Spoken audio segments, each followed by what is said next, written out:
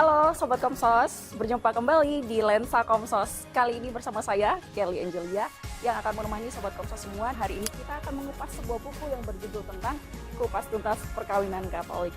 Bersama narasumber kita, Romo Sylvester Susianto Budi MSF, atau yang biasa kita dikenal dengan Romo Peter. Dalam sesi ini, kita akan membahas mengenai hakikat dan tujuan. Dan selanjutnya akan kita bagi beberapa sesi. Kira-kira seperti apa ya? Yuk kita saksikan bersama.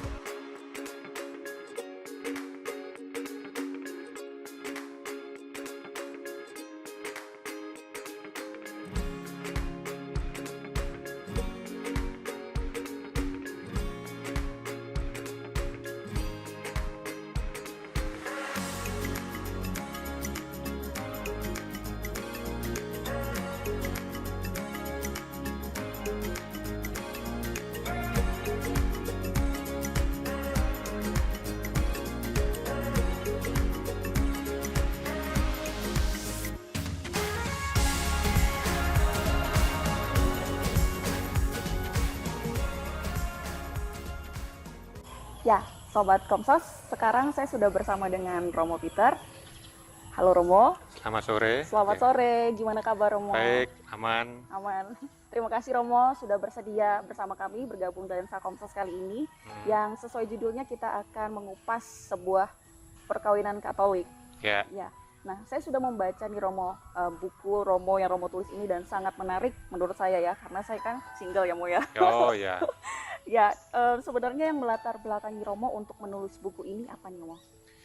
Ya, memang buku Kupas Tuntas Perkawinan Katolik ini memang sengaja saya tulis ya untuk membantu umat, khususnya umat Katolik, untuk memahami perkawinan Katolik dari sudut pandang hukum gereja. Ya, jadi kan perkawinan Katolik itu sangat luas. Nah, buku ini khusus menyoroti perkawinan Katolik dari sudut pandang hukum gereja, dan saya sengaja menulis buku ini secara sederhana. Mengapa? Supaya bisa dipahami oleh umat.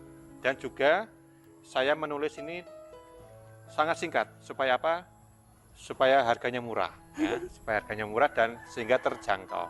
Ya, jadi intinya supaya umat memahami bagaimana seluk-beluk menikah itu bagaimana, lalu memelihara perkawinan itu bagaimana, atau kalau ada masalah bagaimana, itu tujuannya. Ya, kalau saya lihat juga Romo dari buku yang Romo tulis ini ada pertanyaan dan juga ada jawaban ya Romo, jadi lebih memudahkan pembaca.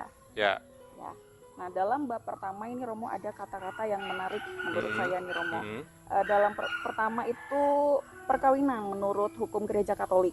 Ya. Adalah sebuah perjanjian antara seorang laki-laki dan seorang perempuan. Betul, betul. Nah, ya. Dalam hukum gereja pun perkawinan juga disebut sebagai kontrak. Ya, kontrak. Nah, mengapa ada kata istilah kontrak? Ya. Romo? Jadi memang istilah kontrak itu berasal dari hakikat dari perkawinan itu sendiri, ya. Bahwa perkawinan Katolik itu merupakan sebuah perjanjian, ya. Perjanjian antara siapa? Antara seorang laki-laki dan seorang perempuan, ya. Jangan lupa seorangnya ini, jadi bukan laki-laki dan perempuan rombongan, bukan. Jadi perjanjian perkawinan ini merupakan perjanjian antara satu laki-laki, satu perempuan, dan akhirnya menjadi satu. Jadi 1 tambah 1 bukan 2, tetapi 1 tambah 1 sama dengan 1. Nah, jadi itu inti dari perkawinan, perjanjian antara satu laki-laki dan satu perempuan. Perjanjian untuk apa? Perjanjian untuk hidup bersama seumur hidup. Ya, jadi perjanjian untuk saling mengasihi, saling menghormati, saling menghargai. Sampai kapan perjanjiannya berlangsung? Sampai seumur hidup. Ya. Nah, mengenai kata seumur hidup nih Romo. Ya. Jika berjalannya waktu, tapi ada salah satu yang melanggar perjanjian atau kontrak itu tadi, bagaimana? Nah, ini yang menjadi masalah ya. Jadi secara hukum gereja perkawinan itu berlangsung sampai seumur hidup. Nah, artinya apa? Bahwa perkawinan itu tidak bisa terputuskan sampai pasangannya itu meninggal. Tetapi ya secara realistis kita sering kali melihat bahwa banyak sekali saudara-saudari kita yang mengalami kegagalan dalam perjalanan perkawinan. Jadi mereka entah pisah atau cerai atau ditinggalkan atau tidak setia dan sebagainya. Tetapi hukum gereja tetap yakin, tetap memegang prinsip bahwa perkawinan itu tetap berlangsung sampai seumur hidup. Artinya apa? Meskipun pasangannya itu pergi, meskipun mereka sudah cerai, bagi gereja perkawinan mereka tetap dan tidak bisa di-delete, dihapus, ditipek, nggak bisa. Nggak bisa ya. Ya, jadi tetap.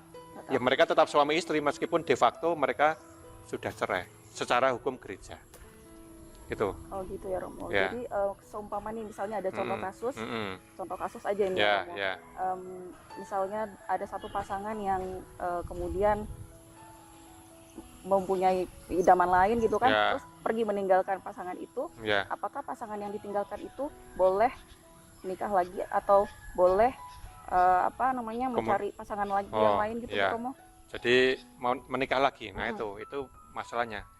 Jadi kita harus memegang prinsip hukum gereja. Memang hukum gereja mengatakan menikah itu sekali seumur hidup. Jadi konsekuensinya apa? Pertanyaan Anda tadi, kalau pasangan saya pergi, bahkan mungkin sudah menikah lagi, saya ya tidak bisa lagi. Jadi dengan kata lain, saya kalau mau nikah lagi ya tidak bisa. Kecuali pasangan saya meninggal, nah itu urusan lain, bisa. Tetapi kalau pasangan saya masih hidup dan dia meninggalkan saya dan dia pergi menikah lagi, saya pun tetap kena halangan untuk perkawinan yang berikutnya. Ya itulah salah satu sifat dari perkawinan Katolik, yakni sifat tidak terceraikan. Ya itu. Meskipun nanti kita bisa mempelajari kasus demi kasus karena banyak sekali terkait dengan soal itu. Ya itu. Tapi pada prinsipnya begitu. Salah pilih ya Romo untuk memilih pasangan. Ya, sampai jangan salah pilih, lalu hati-hati, nggak usah tergesa-gesa, mengenal dulu, jangan sampai salah nanti pilih ya, Romo. Ya salah pilih setelah nikah bubar semua nanti. Wah, nah, ambiar. Ya ambiar ya, jangan sampai itu terjadi. Oke, baik Romo. Selanjutnya mengenai tentang tujuan perkawinan Katolik. Dari buku Romo tertulis ada 3. Yang pertama itu adalah menyejahterakan satu sama lain atau memberikan kebahagiaan sama pasangannya. Betul. Kemudian kedua memiliki keturunan. Ya. Yang ketiga untuk pendidikan anak secara Katolik. Ya. Bagaimana jika ketiga tujuan ini tidak terpenuhi, Romo? Ya. Jadi saya tegaskan bahwa tujuan perkawinan Katolik ada 3, seperti yang tadi Anda sebutkan. Nah, tujuan itu tidak bisa dipisah-pisahkan. Jadi, kalau saya mau menikah, ya, dalam benak saya, dalam pikiran saya sudah memiliki tujuan tadi bahwa saya ingin pasangan saya bahagia, ya. Kedua, saya ingin memiliki anak, dan saya ingin mendidik anak saya secara Katolik. Itu sudah merupakan janji, komitmen. Saya tidak bisa, saya milih tujuan 1, 2, yang 3 nggak bisa. Jadi ketiga-tiganya itu merupakan satu kesatuan. Ya, yang tidak bisa dipisahkan. Itu prinsipnya. Soalnya, itu. Misalnya ada contoh kasus wanita ini pengen menunda dulu nih, pengen mengejar karir dulu, untuk memiliki keturunannya itu ditunda dulu gitu. Ya. Itu gimana Mo? Ya, untuk kasus semacam itu kita harus mempelajarinya kasus per kasus ya. Kita tidak bisa mengeneralisir ya. Misalnya ada kasus seperti itu. Maka pertanyaannya, kalau ada sebuah pasangan ingin menunda itu mengapa alasannya ya? Misalnya karier atau kesehatan, ya bisa itu kita terima ya. Tetapi yang penting adalah jangan sampai mereka menolak kehadiran anak. Nah, ini yang dilarang oleh gereja. Menunda bagi saya ya, oke, dengan alasan yang wajar, dengan alasan yang masuk akal, kita masih bisa terima. Masih bisa dipertimbangkan. Ya, masih bisa dipahami lah. Tetapi kalau sampai menolak, saya tidak mau, nah itu yang bertentangan dengan hukum gereja. Itu. Kalau misalnya anak itu tumbuh dewasa, namun kemudian anak ini memutuskan untuk berpindah menjadi non-Katolik, apakah kedua orang tersebut tujuannya tetap masih terpenuhi? Ya, kalau kasus seperti itu, yang penting adalah orang tua. Jadi yang penting bagi orang tua adalah mencoba berusaha untuk mendidik anak secara Katolik sejak awal. ya, itu. Tetapi kalau misalnya seperti yang Anda katakan tadi, dalam perjalanan waktu anaknya tidak setia, mungkin karena terpengaruh dengan orang lain dan kemudian mereka yang mohon maaf beda agama, apakah orang tua bisa dikatakan gagal? Saya bisa mengatakan tidak gagal. Karena yang penting adalah bahwa sejak awal orang tua ini sudah berusaha, dia sudah memberikan yang terbaik untuk anak. Anaknya pindah ya agama ya itu pilihan itu gitu ya Romo. itu ya urusan dengan anaknya ya, itu bukan terkait dengan orang tua. Hanya memang pasti kecewa pasti, tetapi bukan merupakan dosa ya, katakanlah gitu ya. Ya. Oke, kemudian ini Romo, Mm-mm. mengenai berumah tangga ini kan Ya. sepertinya sangat-sangat harus concern gitu ya Romo untuk ajaran Katolik karena tidak boleh tercerai-beraikan gitu. Ya, ya. Nah, apakah gereja juga mengatur tentang cara hidup berumah tangga agar perkawinan ini tetap utuh, tidak terpisahkan? Ya, untuk cara hidup berumah tangga, hukum gereja mengatur beberapa hal. Ya, yang pertama, yang paling penting adalah persiapan. Nah ini, jadi seperti saya katakan tadi, perkawinan ini berlangsung seumur hidup. Ya, jadi ini kontrak seumur hidup, bukan kontrak 5 tahun menikah coba dulu enak nggak ya, nanti kalau nggak enak bubar, nggak bisa. Maka supaya bisa berlangsung langgeng, bisa berlangsung seumur hidup, perlu persiapan yang matang. Ya, jadi ada yang disebut dengan kursus persiapan perkawinan, ya, KPP. Lalu penting juga bahwa pasangan itu saling mengenal satu sama lain, ya. Jangan sampai di tengah jalan nanti, ternyata pasangan saya ini kena HIV, nah itu kan bubar semua. Ya.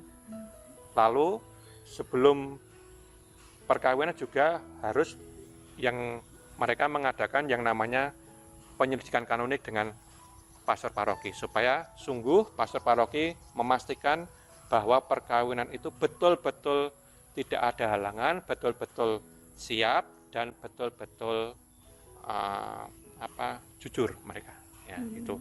Jadi itu persiapan. Lalu yang kedua, setelah perkawinan juga ada yang disebut dengan penyegaran janji perkawinan.